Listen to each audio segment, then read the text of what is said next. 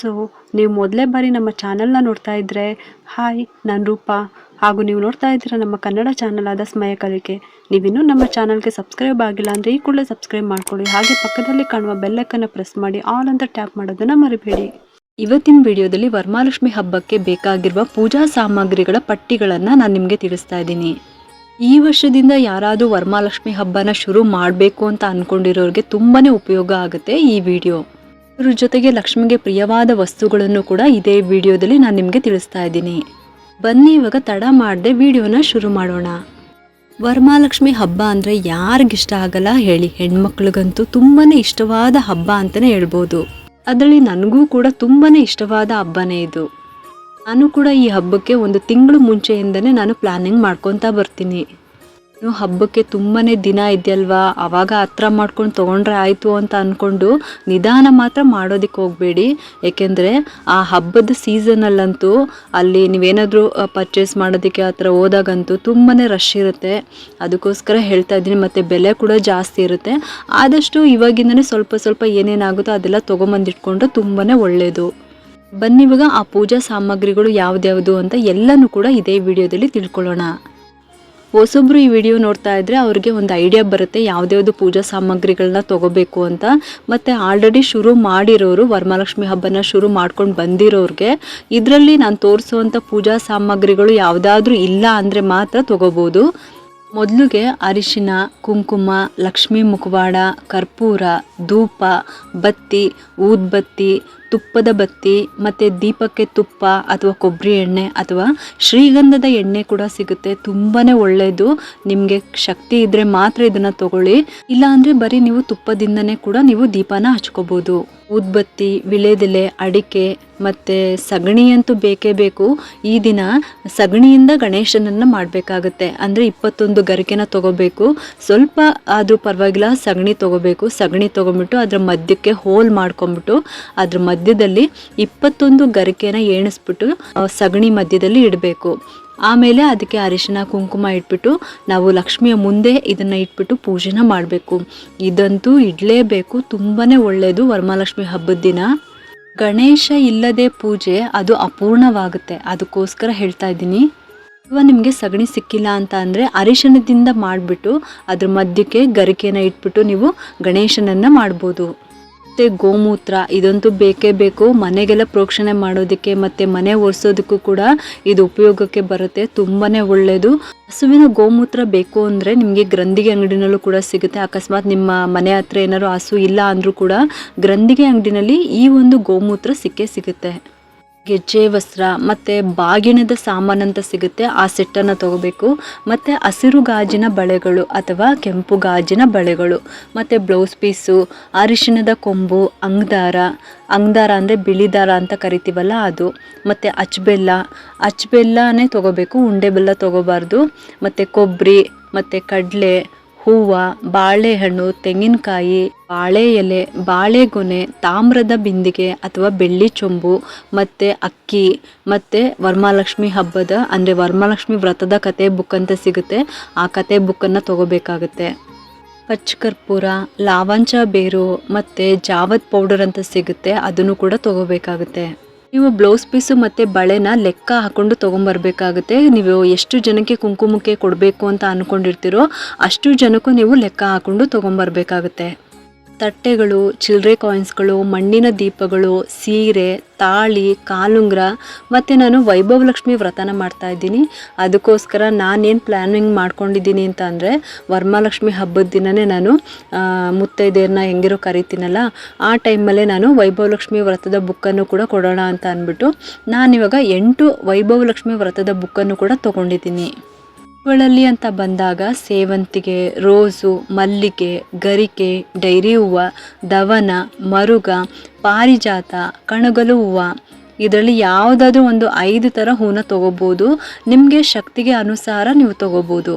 ಇನ್ನು ಈ ಒಂದು ಪೂಜೆಗೆ ಆದಷ್ಟು ಬಟ್ಲು ಅಡಿಕೆನ ಉಪಯೋಗಿಸ್ಕೊಳ್ಳಿ. ತುಂಬ ಅಂದರೆ ತುಂಬ ಒಳ್ಳೆಯದು. ನಾವು ಪೂಜೆಗೆ ಆಗಿರ್ಬೋದು ಮತ್ತು ತಾಂಬೂಲಕ್ಕೆ ಕೊಡೋದಕ್ಕೆ ಆಗಿರ್ಬೋದು ಬಟ್ಲು ಅಡಿಕೆನ ಉಪಯೋಗಿಸೋದು ತುಂಬ ಒಳ್ಳೆಯದು. ಇನ್ನು ಹಣ್ಣುಗಳಲ್ಲಿ ತಾಯಿಗೆ ತುಂಬಾ ಪ್ರಿಯವಾದ ಹಣ್ಣು ಅಂತ ಅಂದರೆ ದಾಳಿಂಬೆ ಹಣ್ಣು. ಇದಂತೂ ಕಂಪಲ್ಸರಿ ತರಲೇಬೇಕು. ಕೆಂಪು ಸೇಬು, ಬಾಳೆಹಣ್ಣು, ಪೈನಾಪಲ್ಲು, ಆ್ಯಪಲ್ಲು, ದ್ರಾಕ್ಷಿ ಈ ಥರ ಯಾವುದಾದ್ರೂ ಒಂದು 5 ಥರ ಹಣ್ಣನ್ನು ತಗೋಬೇಕು. ಇನ್ನು ಡ್ರೈ ಫ್ರೂಟ್ಸ್ ಅಂತ ಬಂದಾಗ ದ್ರಾಕ್ಷಿ 6 ತಗೋಬೇಕು, ಗೋಡಂಬಿ 6 ತಗೋಬೇಕು, ಬಾದಾಮಿ ಕೂಡ 6 ತಗೋಬೇಕು, ಮತ್ತು ಕೆಂಪು ಕಲ್ಸಕ್ಕರೆ ಮತ್ತು ಖರ್ಜೂರ ಕೂಡ 6 ತಗೋಬೇಕು. ನೀವು ಏನೇ ಇಟ್ಟರೂ ಕೂಡ 6 ತಗೋಬೇಕು. ಇದು ನೆನ್ಪಿಟ್ಕೊಳ್ಳಿ. 6 ಅಂತ ಅಂದರೆ ಲಕ್ಷ್ಮಿಗೆ ಪ್ರಿಯವಾದ ಸಂಖ್ಯೆ, ಅದಕ್ಕೋಸ್ಕರ. ಇನ್ನು ಕಳಶಕ್ಕೆ ಬೇಕಾಗಿರೋ ವಸ್ತುಗಳು ಯಾವ್ದ್ಯಾವುದು ಅಂತ ಅಂದರೆ ತಾಮ್ರದ ಬಿಂದಿಗೆಗೆ ನೀರು ತುಂಬಿಸ್ಬಿಟ್ಟು ಅರಿಶಿನ, ಕುಂಕುಮ, ಬಿಡಿ ಹೂವು, ಲಾವಂಚ ಬೇರು, ಅಕ್ಷತೆ ಹಾಕಬೇಕು. ಇನ್ನು ಅದ್ರ ಮೇಲೆ ಇನ್ನೊಂದು ಚೊಂಬನ ಇಡಬೇಕು. ಅದು ಬೆಳ್ಳಿದಾದರೂ ಸರಿ ಅಥವಾ ತಾಮ್ರದ ಚೊಂಬೆ ಆಗಿರ್ಬೋದು, ಅದನ್ನು ಇಡಬೇಕು. ಅದರೊಳಗಡೆ ಧಾನ್ಯವನ್ನು ಹಾಕಬೇಕು. ಅಕ್ಕಿ ಆದರೂ ಸರಿ, ಗೋಧಿ ಆದರೂ ಸರಿ, ನಿಮ್ಮ ಮನೆಯಲ್ಲಿ ಯಾವುದಿರುತ್ತೋ ಆ ಧಾನ್ಯವನ್ನು ಹಾಕ್ಬೋದು. ಆ ಒಂದು ಧಾನ್ಯದ ಚೊಂಬಿಗೆ ಏನು ಹಾಕಬೇಕು ಅಂತ ಅಂದರೆ ಗೋಮತಿ ಚಕ್ರ 6 ಹಾಕಬೇಕು, ತಾವರೆ ಬೀಜ 6 ಹಾಕಬೇಕು, ಕವಡೆ 6, ಬಟ್ಲಡಿಕೆ 1, ಬೆಳ್ಳಿ ಕಾಯಿನು ಮತ್ತು 6 ಗೋಡಂಬಿ, 6 ಬಾದಾಮಿ, ಏಲಕ್ಕಿ 6, ಲವಂಗ 6, ಒಣದ್ರಾಕ್ಷಿ 6, ಖರ್ಜೂರ 6, ಇದರಲ್ಲಿ ಒಂದು ಚಿನ್ನದ ಮೂಗ್ಬೆಟ್ಟು ಹಾಕಬೇಕಾಗುತ್ತೆ, ಮತ್ತು ಅರಿಶಿಣದ ಕೊಂಬು 1. ಇನ್ನು ಜಾವದ್ ಪುಡಿ, ಇದು ಲಕ್ಷ್ಮಿಗೆ ಮುಖ್ಯವಾಗಿ ಬೇಕಾಗಿರುವಂಥ ವಸ್ತು. ಇನ್ನು ಇದೆಲ್ಲ ಎಲ್ಲಿ ಸಿಗುತ್ತೆ, ಯಾವ ಶಾಪ್ನಲ್ಲಿ ಸಿಗುತ್ತೆ ಅಂತ ತಿಳ್ಕೋಬೇಕು ಅಂತ ಅಂದರೆ ಕಮೆಂಟ್ ಮಾಡಿ ನನಗೆ. ನಾನು ನಿಮಗೆ ಶಾಪ್ ಅಡ್ರೆಸ್ ಕೊಡ್ತೀನಿ. ಬೇರೆ ಅಂಗಡಿಗೆ ಹೋಲಿಸ್ಕೊಂಡ್ರೆ ರೇಟು ಕೂಡ ಕಮ್ಮಿಗೆ ಇದೆ. ಅದಕ್ಕೋಸ್ಕರ ನಾನು ನಿಮಗೆ, ನೀವು ಯಾರಾದರೂ ಆ ಶಾಪ್ ಅಡ್ರೆಸ್ ಬೇಕು ಅಂತ ಕೇಳಿದ್ರೆ ಮಾತ್ರ ನಾನು ನಿಮಗೆ ಆ ಶಾಪ್ ಅಡ್ರೆಸ್ ಕೊಡ್ತೀನಿ. ಇದನ್ನು ನಾನು ಯಾಕೆ ಹೇಳ್ತಾ ಇದ್ದೀನಿ ಅಂತ ಅಂದರೆ, ನಾನಿಲ್ಲಿ ವೈಭವ ಲಕ್ಷ್ಮಿ ವ್ರತದ ಬುಕ್ ಬಗ್ಗೆ ಮಾತಾಡಿದ್ನಲ್ಲ, ಆ ಬುಕ್ಕು ರೇಟ್ ಬಂದು ಒಂದು ಬುಕ್ಕಿಗೆ 6 ರೂಪಾಯಿ ತೊಗೊಂಡಿದ್ದವರು. ಅದೇ ನಾನು ಬೇರೆ ಅಂಗಡಿನಲ್ಲಿ ವಿಚಾರಿಸಿದಾಗ, ಅಂದರೆ ಮಲ್ಲೇಶ್ವರಂನಲ್ಲಿ ವಿಚಾರಿಸಿದಾಗ ಒಂದು ಬುಕ್ಕಿಗೆ 20 ರೂಪಾಯಿ ಹೇಳಿದ್ರು. ಅದಕ್ಕೋಸ್ಕರ ಹೇಳ್ತಾ ಇದ್ದೀನಿ ನಿಮಗೂ ಕೂಡ. ನೀವು ಯಾರಿಗಾರು ಪ್ರಸಾದ ಕೊಡ್ತೀರಾ ಅಂತ ಅಂದಾಗ ಈ ಥರ ಜೊನ್ನೆನೂ ಕೂಡ ತೊಗೋಬೇಕಾಗುತ್ತೆ. ತುಂಬಾ ಉಪಯೋಗಕ್ಕೆ ಬರುತ್ತೆ. ಇನ್ನು ಕಳಶವನ್ನು ಪ್ರತಿಷ್ಠಾಪನೆ ಮಾಡುವಾಗ ಈ ಸ್ತೋತ್ರನ ಹೇಳ್ಕೊಬೇಕಾಗುತ್ತೆ. ಗಂಗೆ ಚ ಯಮುನೆ ಚೈವ ಗೋದಾವರಿ ಸರಸ್ವತಿ ನರ್ಮದೆ ಸಿಂಧು ಕಾವೇರಿ ಜಲಸ್ಮಿನ್ ಸನ್ನಿಧಿಂ ಕುರುಂ. ಈ ಒಂದು ಸ್ತೋತ್ರವನ್ನು ಹೇಳ್ಕೊಬೇಕಾಗುತ್ತೆ. ಇನ್ನು ದೇವಿಗೆ ಸೀರೆ, ಮುಖವಾಡ, ಮೂಗ್ಬೆಟ್ಟು, ತಾಳಿ, ಚಿನ್ನದ ಓಲೆ, ತಾಳಿ ಇಲ್ಲ ಅಂತ ಅಂದರೆ, ಚಿನ್ನದ ತಾಳಿ ಇಲ್ಲ ಅಂತ ಅಂದರೆ ಅರಿಶಿಣದ ಕೊಂಬಿನಿಂದ ಅರಿಶಿಣದ ದಾರದಲ್ಲಿ ಕಟ್ಬಿಟ್ಟು ಅದನ್ನು ಕಟ್ಟಬೇಕಾಗುತ್ತೆ. ಆಮೇಲೆ ಗೆಜ್ಜೆ ವಸ್ತ್ರ 5 ಎಳೆ, 9 ಎಳೆ, 16 ಎಳೆ ಈ ಥರ ದೇವಿಗೆ ಹಾಕಬೇಕಾಗುತ್ತೆ. ಸೀರೆ ಉಡ್ಸೋದಕ್ಕೆ ಗುಂಡ್ಪಿನ್ನು, ಸೇಫ್ಟಿ ಪಿನ್ನು ಬೇಕಾಗುತ್ತೆ. ಇದೆಲ್ಲ ಕೂಡ ದೇವ್ರಿಗೆ ಅಂತಲೇ ತಂದಿಟ್ಕೊಂಬಿಡಿ. ಯಾವುದೇ ಕಾರಣಕ್ಕೂ ನೀವಂತೂ ಯೂಸ್ ಮಾಡೋದಕ್ಕೆ ಹೋಗಬೇಡಿ. ಇನ್ನು ಕಳಶಕ್ಕೆ ಸ್ಟಿಕ್ ಅಥವಾ ಕೋಲನ್ನು ತೊಗೋಬೇಕಾಗುತ್ತೆ. ಒಂದು ಮೊಳದ ಉದ್ದದಷ್ಟು ಕೋಲನ್ನು ತೊಗೋಬೇಕಾಗುತ್ತೆ. ಆ ಕೋಲನ್ನು ನಿಮ್ಮ ಕಳಶ ಎಷ್ಟಿದೆಯೋ ನೋಡಿಕೊಂಡು ಅದರ ಸೈಜ್ಗೆ ಬಿಂದಿಗೆಗೆ ತಕ್ಕನಾಗಿ ತೊಗೋಬೇಕು. ಅದಕ್ಕೆ ದಾರದಲ್ಲಿ ಕಟ್ಬಿಟ್ಟು ಸೀರೆನ ಉಡಿಸ್ಬೇಕಾಗುತ್ತೆ. ಹೂವಿನ ಹಾರ, ಇದಿಷ್ಟು ದೇವಿಯ ಅಲಂಕಾರಕ್ಕೆ ಬೇಕಾಗಿರುವ ವಸ್ತುಗಳು. ಇನ್ನು ದೇವಿಗೆ ಮಡ್ಲಕ್ಕಿಗೆ ಬೇಕಾಗಿರೋ ವಸ್ತುಗಳು ಯಾವುದ್ಯಾವುದು ಅಂತಲೂ ಕೂಡ ತಿಳ್ಕೊಂಬಿಡೋಣ. ಒಂದು ಬಿಳಿ ಬಟ್ಟೆನಲ್ಲಿ ಅಕ್ಕಿ, ಎಲೆ, ಅಡಿಕೆ, ಅರಿಶಿನ, ಕುಂಕುಮ, ಗೌರಿ ಸಾಮಾನು, ಬಳೆ, ಒಂದು ಅಚ್ಚಬೆಲ್ಲ, ಒಂದು ಕೊಬ್ಬರಿ, ದಕ್ಷಿಣೆ, ಡ್ರೈ ಫ್ರೂಟ್ಸು, ಅರಿಶಿಣದ ಕೊಂಬು, ಒಂದು ಬ್ಲೌಸ್ ಪೀಸು, ತೆಂಗಿನಕಾಯಿ, ಬಾಳೆಹಣ್ಣು, ಬಿಡಿ ಹೂವು, ದಕ್ಷಿಣೆ ಅಂದರೆ 9 ರೂಪಾಯಿ ಆಗಿರ್ಬೋದು, ಇಲ್ಲ 11 ರೂಪಾಯಿ, ಇಲ್ಲ 21 ರೂಪಾಯಿ ಇಡ್ಬೋದು. ಇದನ್ನು ಆ ಬಿಳಿ ಬಟ್ಟೆನಲ್ಲಿ ಕಟ್ಟಿಟ್ಬಿಟ್ಟು ದೇವಿಗೆ ಇಟ್ಟು ಪೂಜೆ ಮಾಡಬೇಕು. ಆ ನಂತರ ವಿಸರ್ಜನೆ ಆದಮೇಲೆ ಅದನ್ನು ದೇವಸ್ಥಾನಕ್ಕೆ ಕೊಡಬೇಕು. ತುಂಬಾ ಒಳ್ಳೆಯದು. ಲಕ್ಷ್ಮೀ ದೇವಸ್ಥಾನಕ್ಕೆ ಕೊಡಿ, ತುಂಬ ಅಂದರೆ ತುಂಬ ಒಳ್ಳೆಯದು.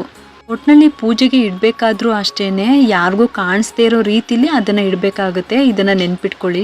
ಮಡ್ಲಕ್ಕಿನ ಮಾರನೇ ದಿನ ನೀವು ದೇವಸ್ಥಾನಕ್ಕೆ ಅಂದರೆ ಲಕ್ಷ್ಮೀ ದೇವಸ್ಥಾನಕ್ಕೆ ತೊಗೊಂಡೋಗ್ಬಿಟ್ಟು ಅದನ್ನು ಅರ್ಚಕರಿಗೆ ಕೊಟ್ಬಿಟ್ಟು ನಿಮ್ಮ ಮನೆಯವರ ಹೆಸರಲ್ಲಿ ಅರ್ಚನೆ ಮಾಡಿಸ್ಬಿಟ್ಟು ನೀವು ಪೂಜೆ ಮಾಡಿಸ್ಕೊಂಡು ಬನ್ನಿ. ಯಾವುದೇ ಕಾರಣಕ್ಕೂ ನೀವು ಏನು ಅರ್ಚಕರಿಗೆ ಕೊಟ್ಟಿರ್ತೀರಲ್ಲ ಮಡ್ಲಕ್ಕಿನ, ಅದನ್ನು ನೀವು ಮತ್ತೆ ತೊಗೋಬಾರ್ದು. ಏನನ್ನು ಕೂಡ ಅದು ಕೊಟ್ಟಾದ್ಮೇಲೆ ಅದು ಅವ್ರಿಗೇ ಸೇರಬೇಕು. ಇದು ನೆನ್ಪಿಟ್ಕೊಳ್ಳಿ. ನೀವು ಒಂದಿನ ಕೂರಿಸಿದ್ರೆ ಮಾರನೇ ದಿನ ತೊಗೊಂಡೋಗಿ, ಅಂದರೆ ಶನಿವಾರ ತೊಗೊಂಡೋಗ್ಬಿಟ್ಟು ದೇವಸ್ಥಾನಕ್ಕೆ ಕೊಡಿ. ಅಕಸ್ಮಾತ್ ನೀವು 3 ದಿನ ಕೂರಿಸ್ತೀರಾ ಅಂತ ಅಂದರೆ 3 ದಿನ ಆದಮೇಲೆ ಮಾರನೇ ದಿನ ತೊಗೊಂಡೋಗ್ಬಿಟ್ಟು ಕೊಡ್ಬೋದು. ದೇವಿಯ ನೈವೇದ್ಯಕ್ಕೆ ಏನೇನು ಇಡ್ಬೋದು ಅಂತ ಕೂಡ ಹೇಳ್ತಾ ಇದ್ದೀನಿ. ಸಜ್ಜಿಗೆ, ಪುಳಿಯೋಗರೆ, ಕೋಸಂಬರಿ, ಒಬ್ಬಟ್ಟು, ರವೆ ಉಂಡೆ ಮತ್ತು ಪಾನಕ, ಇದರಲ್ಲಿ ಯಾವುದಾದ್ರೂ ಸರಿ, ನಿಮ್ಗೆ ಯಾವುದಾಗುತ್ತೋ ಅದನ್ನು ಮಾಡ್ಬೋದು. ಇದ್ಯಾವುದು ಆಗಲ್ಲ ಅಂತ ಅನ್ನೋರು ಕೂಡ ಕಾಯಿಸಿದ ಹಾಲಿಗೆ ಸ್ವಲ್ಪ ಸಕ್ಕರೆನ ಹಾಕಿಬಿಟ್ಟು ನೀವು ನೈವೇದ್ಯವನ್ನು ಮಾಡ್ಬೋದು. ಪ್ರತಿ ವರ್ಷ ವರಮಹಾಲಕ್ಷ್ಮಿ ಹಬ್ಬದಲ್ಲಿ ಕರೆದಿರುವಂಥ ತಿಂಡಿಗಳನ್ನು ನಾನು ಈ ಹಬ್ಬಕ್ಕೆ ಇಡೋದಿಲ್ಲ. ಅಂದರೆ ತಟ್ಟೆಗಳನ್ನು ಜೋಡಿಸ್ತೀವಲ್ಲ, ಆ ತಟ್ಟೆಗಳಿಗೆ ಕರೆದಿರುವಂಥ ಅಂದರೆ ಎಣ್ಣೆಯಲ್ಲಿ ಕರೆದಿರುವಂಥ ತಿಂಡಿಗಳನ್ನು ನಾನು ಇಡೋದಿಲ್ಲ. ಆಗಲೇ ಹೇಳ್ದಂಗೆ ಯಾವ್ಯಾವ ನೈವೇದ್ಯ ಮಾಡ್ಬೋದು ಅಂತ ಹೇಳಿದ್ನಲ್ವ, ಆ ನೈವೇದ್ಯವನ್ನು ಮಾಡಿಬಿಟ್ಟು ನಾನು ದೇವರಿಗೆ ಇಡ್ತೀನಿ ಅಷ್ಟೇ. ಆದರೆ ಯಾವುದೇ ಕಾರಣಕ್ಕೂ ನೀವು ಹೊರಗಡೆಯಿಂದ ಅಂದರೆ ಅಂಗಡಿಗಳಿಂದ ತಂದು ತಿಂಡಿ ತಿನಿಸನ್ನು ಇಡಬೇಡಿ. ಇನ್ನು ತಾಂಬೂಲಕ್ಕೆ ಕೊಡುವ ವಸ್ತುಗಳು ಏನೇನು ಕೊಡ್ಬೋದು ಅಂತಲೂ ಕೂಡ ತಿಳಿಸ್ತಾ ಇದ್ದೀನಿ. ಎಲೆ, ಅಡಿಕೆ, ಬಾಳೆಹಣ್ಣು ಅಥವಾ ತೆಂಗಿನಕಾಯಿ. ನೀವು ಬಾಳೆಹಣ್ಣು ಕೊಡ್ತೀರಾ ಅಂತ ಅಂದರೆ 2 ಬಾಳೆಹಣ್ಣನ್ನ ಕೊಡಬೇಕಾಗುತ್ತೆ, 1 ಬಾಳೆಹಣ್ಣನ್ನ ಕೊಡಬಾರ್ದು. ಮತ್ತು ತೆಂಗಿನಕಾಯಿ ಅಂತೂ ಗೊತ್ತೇ ಇರುತ್ತೆ, ಪೂರ್ಣಫಲ, ಅದು 1 ಕೊಟ್ಟರು ಸಾಕು. ಆಮೇಲೆ ಬಳೆ, ಹಸಿರು ಬಳೆ, ಕೆಂಪು ಬಳೆ ಈ ರೀತಿ ಕೊಡ್ಬೋದು. ನೀವೇನಾದರೂ ಬಳೆ ಕೊಡ್ತೀರಾ, ತಾಂಬೂಲದ ಜೊತೆಗೆ ಬಳೆ ಕೊಡ್ತೀರಾ ಅಂತ ಅಂದರೆ 4 ಬಳೆನ ಕೊಡಿ. ಯಾವುದೇ ಕಾರಣಕ್ಕೂ 2 ಬಳೆ ಕೊಡೋಕೆ ಹೋಗಬೇಡಿ.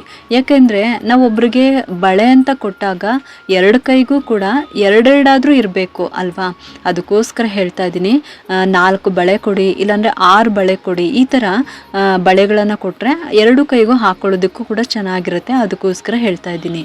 ಇನ್ನು ಅರಿಶಿನ ಕುಂಕುಮದ ಪ್ಯಾಕೆಟು ಮತ್ತು ದಕ್ಷಿಣೆ, ಹೂವು ಮತ್ತು ಅರಿಶಿನ ಕುಂಕುಮ ಇಟ್ಕೊಳ್ಳೋದಕ್ಕೂ ಕೂಡ ನೀವು ಕೊಟ್ಬಿಟ್ಟು ನೀವು ತಾಂಬೂಲವನ್ನು ಕೊಡ್ಬೋದು. ಇನ್ನು ನಿಮಗೆ ಶಕ್ತಿ ಇದ್ದರೆ ಬ್ಲೌಸ್ ಪೀಸ್ ಕೂಡ ಕೊಡ್ಬೋದು. ಆಗಲೇ ಹೇಳ್ದಂಗೆ ವರಮಹಾಲಕ್ಷ್ಮಿ ಹಬ್ಬದಲ್ಲಿ ತಾಂಬೂಲದ ಜೊತೆಗೆ ನಾನು ವೈಭವ ಲಕ್ಷ್ಮಿ ವ್ರತದ ಬುಕ್ಕು ಕೂಡ ಕೊಟ್ಬಿಟ್ಟು ಅವರ ಆಶೀರ್ವಾದವನ್ನು ತೊಗೊತಾ ಇದ್ದೀನಿ. ಅಂದರೆ 8 ಜನ ಮುತ್ತೈದೆಯರಿಗೆ ಕೊಡಬೇಕು. ಅದಕ್ಕೋಸ್ಕರ ಈ ಒಂದು ಹಬ್ಬದಲ್ಲಿ ಕೊಡೋಣ ಅಂತ ನಾನು ತೊಗೊಂಬಂದು ಇಟ್ಕೊಂಡಿದ್ದೀನಿ. ಆಷಾಢ ಮಾಸದಲ್ಲಿ ಶುರು ಮಾಡಿದ್ದು ಈ ವ್ರತನ 8 ವಾರ ಆಗಬೇಕಲ್ವ. ಅದಕ್ಕೋಸ್ಕರ ಈ ದಿನವೇ ತುಂಬ ಒಳ್ಳೆಯ ದಿನ ಅಂತ ಅಂದ್ಬಿಟ್ಟು ನಾನು ತಾಂಬೂಲದ ಜೊತೆಗೆ ಈ ಬುಕ್ಕನ್ನು ಕೊಡ್ತಾ ಇದ್ದೀನಿ. ಇನ್ನು ಲಕ್ಷ್ಮಿಗೆ ಪ್ರಿಯವಾದ ವಸ್ತುಗಳು ಯಾವ್ಯಾವುದು, ಅದು ಎಷ್ಟೆಷ್ಟು ಇಡಬೇಕು ಅಂತಲೂ ಕೂಡ ಇವಾಗ ತಿಳ್ಕೊಳ್ಳೋಣ. ವರಮಹಾಲಕ್ಷ್ಮಿ ಹಬ್ಬ ಆಗಸ್ಟ್ 8ನೇ ತಾರೀಕು ಇರೋದು. ಎಲ್ಲನೂ ಕೂಡ ತೊಗೊಂಡು ರೆಡಿ ಮಾಡಿ ಇಟ್ಕೋಬೇಕಾಗುತ್ತೆ. ಕೆಲವರು ಈಗಾಗಲೇ ತೊಗೊಂಡಿರ್ತಾರೆ, ಅದನ್ನೇ ನೀವು ಯೂಸ್ ಮಾಡ್ಬೋದು. ಹೊಸದಾಗಿ ಈ ವರ್ಷದಿಂದ ಹಬ್ಬ ಮಾಡೋರು ಈ ವಸ್ತುಗಳನ್ನು ತೊಗೊಳ್ಳೇಬೇಕಾಗುತ್ತೆ. ದೇವಿಯ ಮುಖವಾಡಕ್ಕೆ ಒಂದು ಚಿಕ್ಕದೇ ಆದರೂ ಸರಿಯೇ ಚಿನ್ನದ ಓಲೆನೇ ಹಾಕಬೇಕಾಗುತ್ತೆ. ನಾನು ಪ್ರತಿ ವರ್ಷ ವರಮಹಾಲಕ್ಷ್ಮಿ ಹಬ್ಬದಲ್ಲಿ ನಾನಿವಾಗ ನಿಮಗೆ ತೋರಿಸ್ತಾ ಇದ್ದೀನಲ್ವ, ಇದೇ ಓಲೆನೇ ಆ ಮಹಾತಾಯಿಗೆ ನಾನು ಹಾಕಿಬಿಟ್ಟು ನಾನು ಪೂಜೆನ ಮಾಡ್ಕೊತೀನಿ. ಈ ಒಂದು ಮೂಗ್ಬಿಟ್ಟು ನಾನಿಲ್ಲಿ ಏನು ತೋರಿಸ್ತಾ ಇದ್ದೀನಿ, ಇದನ್ನು ನಾನು ಆಗಲೇ ಹೇಳ್ದಂಗೆ ಧಾನ್ಯದ ಜೊತೆ, ಅಂದರೆ ನಾವು ಕಳಶದ ಒಳಗಡೆ ಅಕ್ಕಿನ ಹಾಕಿರ್ತೀವಲ್ವ, ಆ ಅಕ್ಕಿಯ ಒಳಗಡೆ ಈ ಒಂದು ಚಿನ್ನದ ಮೂಗುತಿನ ನಾನು ಹಾಕ್ತೀನಿ. ನಿಮ್ಮ ಹತ್ರ ಯಾವುದಾದ್ರೂ ಸರಿ, ಒಂದು ಚಿಕ್ಕದ್ದೇ ಆದರೂ ಸರಿನೇ ಚಿನ್ನದ ಒಂದು ವಸ್ತುವನ್ನು ಆ ಕಳಶದ ಒಳಗಡೆ ಹಾಕಬೇಕಾಗತ್ತೆ. ಇನ್ನು ಅತಿ ಮುಖ್ಯವಾಗಿ ನಾನು ತೋರಿಸ್ತಿರೋವಂಥ ವಸ್ತು ಯಾವುದು ಅಂದರೆ ಬೆಳ್ಳಿ ಕಾಲುಂಗುರ. ಇದು ಪ್ರತಿ ಹೆಣ್ಣಿಗೂ ತುಂಬಾ ಮುಖ್ಯವಾದ ವಸ್ತು ಅಂತಲೇ ಹೇಳ್ಬೋದು. ವರಮಹಾಲಕ್ಷ್ಮಿ ಹಬ್ಬದಲ್ಲಿ ತುಂಬಾ ಏನೇನು ಸಿಗುತ್ತೋ ನಾವೆಲ್ಲನೂ ಕೂಡ ಆ ತಾಯಿಗೆ ತೊಗೊಂಬಂದು ನಾವು ಪೂಜೆನ ಮಾಡ್ತೀವಿ. ಆದರೆ ನಾನು ಕೆಲವೊಂದು ಮನೆಯಲ್ಲಿ ನಾನು ಅಬ್ಸರ್ವ್ ಮಾಡಿದ್ದೀನಿ, ಯಾರೂ ಕೂಡ ಕಾಲುಂಗುರನ ಇಟ್ಟಿರೋದಿಲ್ಲ. ನಾನು ಪ್ರತಿ ವರ್ಷವೂ ಕೂಡ ಅಮ್ಮನ ಕಳಶದ ಕೆಳಗಡೆ ಏನು ನಾವು ಸೀರೆ ಉಡ್ಸಿರ್ತೀವಲ್ವ, ಅಲ್ಲಿ ನಾನು ಕೆಳಗಡೆ ಇಡ್ತೀನಿ. ಈ ಒಂದು ಕಾಲುಂಗುರ ಬೆಳ್ಳಿದೇ ಆಗಿರಬೇಕು, ಚಿಕ್ಕದೇ ಆಗಿದ್ರೂ ಪರವಾಗಿಲ್ಲ, ಬೆಳ್ಳಿದೇ ಇಡಬೇಕು, ನೆನ್ಪಿಟ್ಕೊಳ್ಳಿ. ಒಂದು ಹೆಣ್ಮಗಳು ಮುತ್ತೈದೆ ಆದಾಗ ಹೇಗೆ ತಾಳಿ ಎಷ್ಟು ಮುಖ್ಯನೋ ಹಾಗೆ ಕಾಲುಂಗುರ ಕೂಡ ಅಷ್ಟೇ ಮುಖ್ಯ ಆಗಿರುತ್ತೆ. ಇನ್ನು ಜಗತ್ತನ್ನೇ ನೋಡುವ, ಜಗತ್ತನ್ನೇ ನಡೆಸುವ ಆ ತಾಯಿಗೆ ನಾವು ಕಾಲುಂಗುರ ಇಟ್ಟಿಲ್ಲ ಅಂದರೆ ಇದು ಎಷ್ಟರ ಮಟ್ಟಿಗೆ ಸರಿ, ನೀವೇ ಹೇಳಿ. ಒಂದು ಮುತ್ತೈದೆಗೆ ನಾವು ಏನು ಇಡ್ತೀವೋ ಅದೆಲ್ಲನೂ ಕೂಡ ನಾವು ಇಡಲೇಬೇಕಾಗುತ್ತೆ. ಆ ಮಹಾತಾಯಿ ಮಹಾಲಕ್ಷ್ಮೀ ದೇವಿ ಅವರು ಕೂಡ ಮುತ್ತೈದೇನೆ ಅಲ್ವಾ. ಅದಕ್ಕೋಸ್ಕರ ನಾವು ಕಾಲುಂಗುರವನ್ನು ಕಂಪಲ್ಸರಿ ಇಡಲೇಬೇಕು. ಅದು ಬೆಳ್ಳಿದೇ ಆಗಿರಬೇಕು. ಯಾವುದೇ ಕಾರಣಕ್ಕೂ ಆರ್ಟಿಫಿಷಿಯಲ್ ಆ ಥರ ಎಲ್ಲ ತಂದು ಇಡೋದಕ್ಕೆ ಹೋಗಬೇಡಿ. ಇನ್ನು ತಾಯಿಗೆ ಹಾಕುವಂಥ ಚಿನ್ನದ ತಾಳಿ, ಇದು ನಾನು ಪ್ರತಿ ವರ್ಷ ಅಮ್ಮನವ್ರಿಗೆ ಹಾಕುವಂಥ ತಾಳಿ. ಇದು ನಿಮ್ಮ ಶಕ್ತಿಗೆ ಅನುಸಾರ ನೀವು ಚಿನ್ನದ ತಾಳಿನ ತೊಗೊಂಡ್ಬಿಟ್ಟು ನೀವು ದೇವಿಗೆ ಹಾಕ್ಬೋದು. ಇನ್ನು ಲಕ್ಷ್ಮಿಗೆ ಪ್ರಿಯವಾದ ವಸ್ತುಗಳು ಯಾವುದ್ಯಾವುದು ಅಂತ ಅಂದರೆ ಲಕ್ಷ್ಮೀ ಕವಡೆ. ನನ್ನ ಹತ್ತಿರ ಇರೋದು ಈ ರೀತಿ ಹಳದಿ ಬಣ್ಣದ್ದು ಮಿಕ್ಸ್ ಆಗಿರೋವಂಥದ್ದು, ಪೂರ್ತಿ ಬಿಳಿ ಬಣ್ಣದ್ದು ಸಿಗುತ್ತೆ. ಗೋಮತಿ ಚಕ್ರ ಪರ್ಪಲ್ ಕಲರ್ದು ಸಿಗುತ್ತೆ, ಅದನ್ನು ತೊಗೊಳೋದಕ್ಕೆ ಹೋಗಬೇಡಿ. ಈ ಥರ ಪೂರ್ತಿ ಬಿಳಿ ಬಣ್ಣದಾದ್ರೂ ಸರಿನೇ, ಇಲ್ಲ ಹಳದಿ ಬಣ್ಣದಾದ್ರೂ ತೊಗೋಬೋದು. ಗೋಮತಿ ಚಕ್ರ ಹಿಂದೆ ಮುಂದೆ ಬಿಳಿ ಬಣ್ಣನೇ ಇರುತ್ತೆ, ಕೆಲವು ಹಿಂಭಾಗದಲ್ಲಿ ಕಪ್ಪು ಬಣ್ಣ ಇರುತ್ತೆ, ಪರವಾಗಿಲ್ಲ. ಆದರೆ ಆದಷ್ಟು ಬಿಳಿ ಬಣ್ಣದ್ದನ್ನೇ ತೊಗೊಳ್ಳಿ. ಇದರಲ್ಲಿ ತುಂಬಾ ಚಿಕ್ಕ ಸೈಜ್ದು ಸಿಗುತ್ತೆ ಮತ್ತು ದೊಡ್ಡ ಸೈಜ್ದು ಕೂಡ ಗೋಮತಿ ಚಕ್ರ ಸಿಗುತ್ತೆ.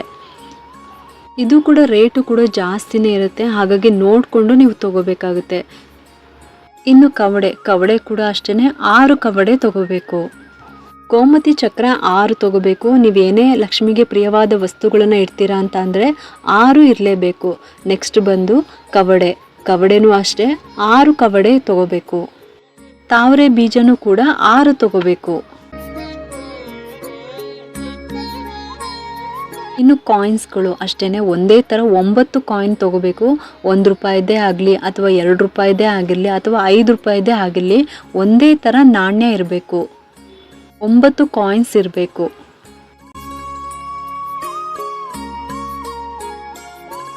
ಇನ್ನು 6 ಬಾದಾಮಿ, 6 ಗೋಡಂಬಿ, 1 ಬಟ್ಲಡಿಕೆ.